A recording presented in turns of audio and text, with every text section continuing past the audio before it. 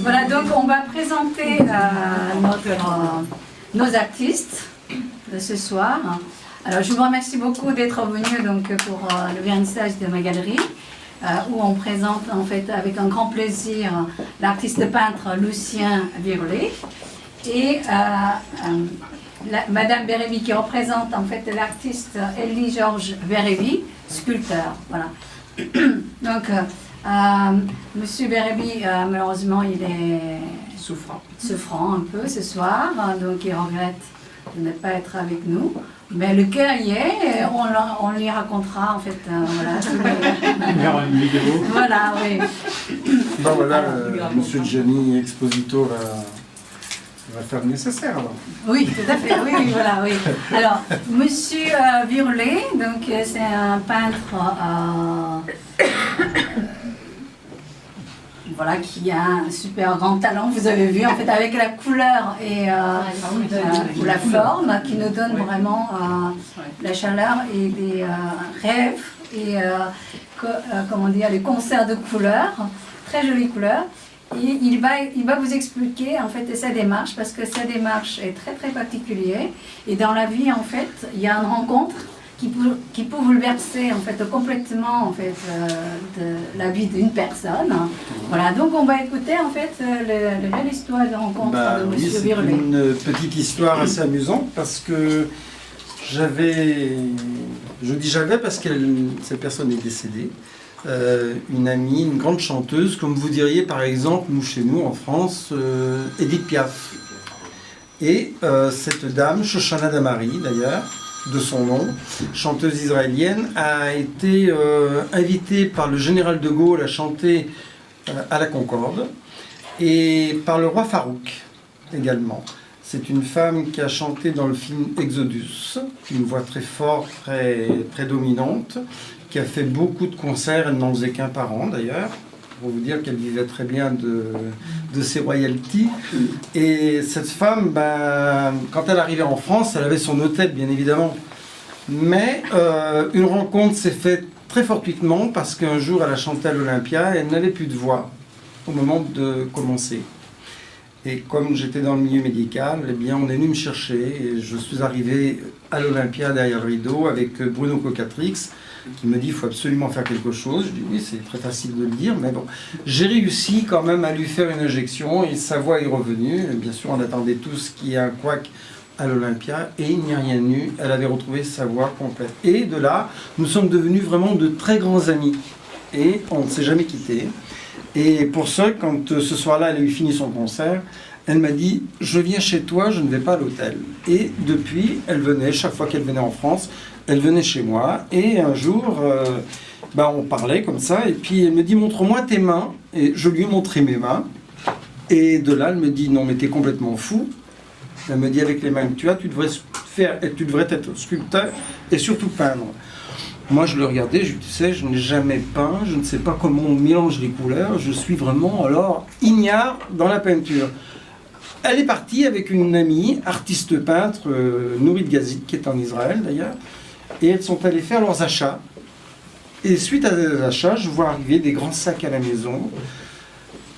Et puis je leur dis, maintenant, mettez ça dans la valise. La maison n'était pas très grande, alors j'y mettais ça dans vos valises, parce que vous savez qu'à l'époque, les taxes étaient importantes, et c'était 200, des fois voire 300% par jour.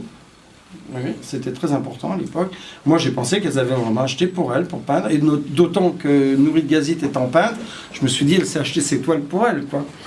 On m'a dit, non, c'est pour toi. Je me suis retrouvé avec des pinceaux à l'époque, je vous parle de 1975.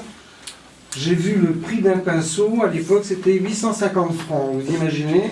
Moi, ne sachant ni colorer, enfin ni mélanger, ni rien du tout, je me retrouvais avec un pinceau qui faisait 850 francs. C'était le seul d'ailleurs où j'ai vu le prix, parce que les autres, on avait quand même eu l'idée d'enlever les prix, je pense que je me serais écroulé quand même. Et puis là j'ai commencé donc mon histoire de peindre, et mon histoire, voilà ce qu'elle est devenue aujourd'hui, elle est ce qu'elle est. Voilà. C'est magnifique, hein, voilà, oui. Alors, je vous dire, c'était une Virlet. Vous êtes presque un des seuls dans le business art que vous avez vendu 3 toiles. Non, là, 5. 5 toiles. Je suis allé, j'ai fait l'espace Pierre Cardin l'année dernière. Et un armateur est venu. C'est pas des histoires de contes de fées, hein, c'est vrai, c'est la réalité. Un armateur est venu et est passé. Et il m'a fait 1, 2, 3, 4. Vous savez, il y a des gens un peu illuminés parfois. Hein. Alors, j'ai laissé qui est, et puis j'ai dit à la personne qui s'occupait de ranger mes tableaux, tout ça, je dis, chut, chut, on ne bouge pas, on reste zen. Et puis bon, arrivé à la dernière minute de la fermeture de l'espace Pierre Cardin, ce monsieur arrive, réapparaît. Il m'a dit, c'est combien? Alors je lui donne le prix pour les 4. Le grand du milieu, il fait combien? Je lui dis, fais ça. Alors les 5. Ça s'est fait en l'espace de 3 minutes. Et pour mettre ça dans son palais. Voilà. Donc je sais que j'ai des tableaux qui sont dans un palais quelque part. Voilà. Ouais. Et puis il vient de vendre en fait une toile sur un catalogue en fait. Parce que l'endroit où vous allez exposer. Non, en fait, 2. Je dois faire une grosse exposition, puisque c'est moi le principal. Je dois faire une exposition sur 250 mètres carrés. Je ne sais pas si vous connaissez Méréville dans l'Essonne, capitale du Cresson.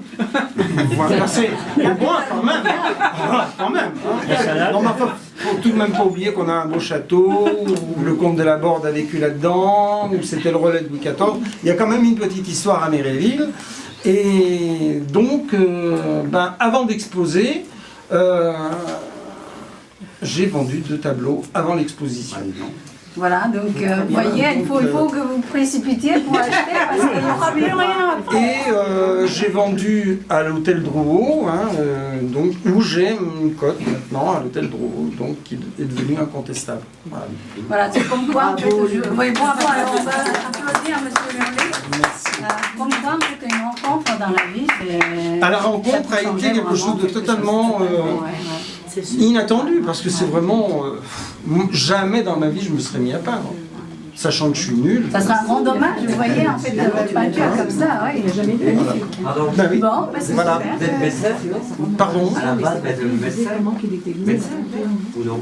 Non, il était directeur de l'hôpital. Hein, voilà, j'ai été cadre titulaire de santé. Pas médecin. Non.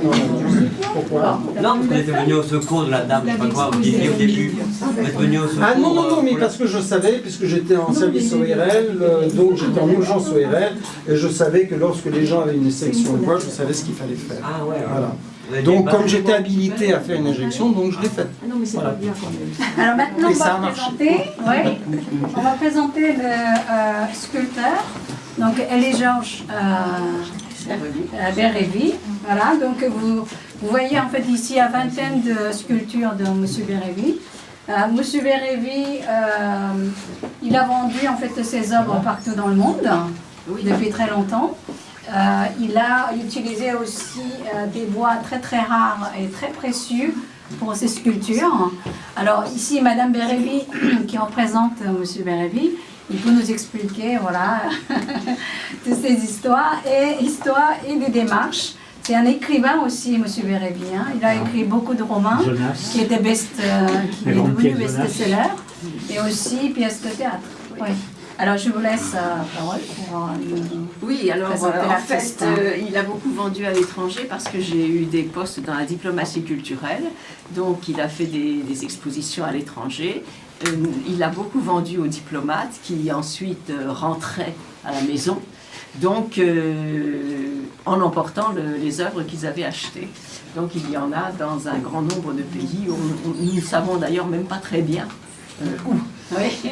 Et que dire d'autre? Les bois aussi, oui, ils ont été un petit peu liés à mes postes, puisque il a trouvé des bois, de très beaux bois en Afrique, et en particulier celui-ci, qui est du Pau Sangue, qui vient de Guinée-Bissau.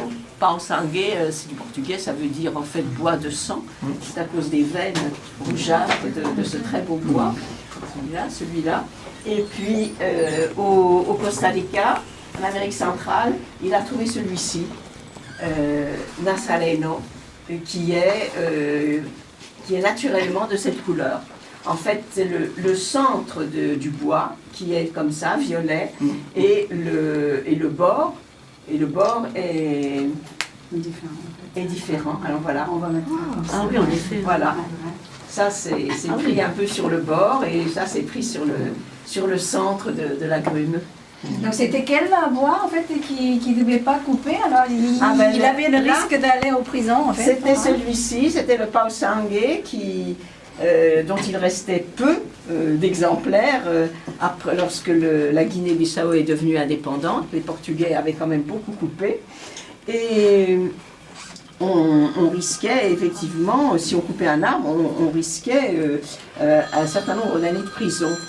Mais on n'a pas pris de risque parce qu'en fait, mon mari a travaillé à partir de troncs qui avaient été coupés depuis longtemps. Mais c'est des bois très rares maintenant, c'est protégé. Et qu'il a trouvé chez des particuliers.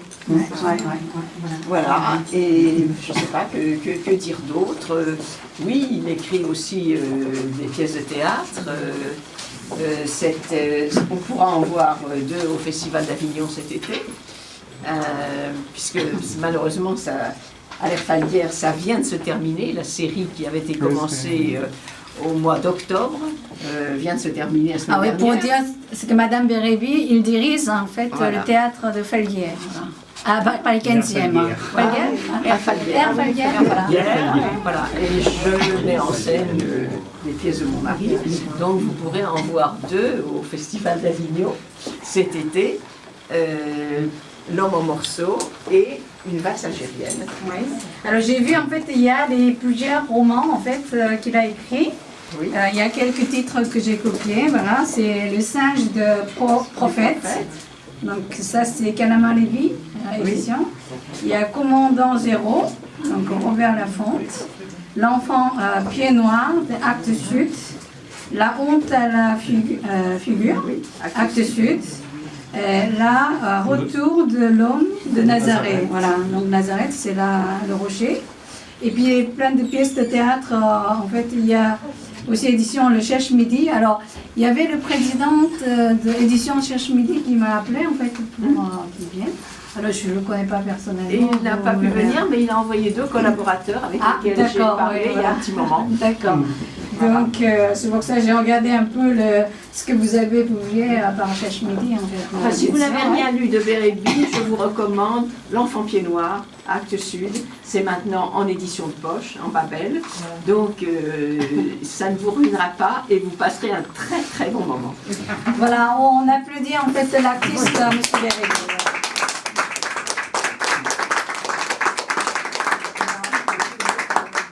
Très fière de représenter les artistes de très grand talent. Et je vous remercie beaucoup d'être venus pour partager un bon moment avec nous. Donc voilà, les artistes sont là. Si vous avez des questions, vous pouvez poser. Il y a donc la liste de tableaux avec le prix. Et il y a aussi des boissons, donc voilà, faites comme vous voulez et j'espère que vous allez avoir un moment agréable. Voilà. Je vous remercie beaucoup. Merci de nous avoir Merci à vous. Je vous sers quelque chose? Alors bonjour. Voilà, ce sont les personnes de d'accord. J'ai invité toutes les équipes, mais... Caché derrière. Donc, je peux faire quelque chose? Donc, c'est le page en fait, que vous avez vu. Voilà. Donc, c'est Madame Bérébi.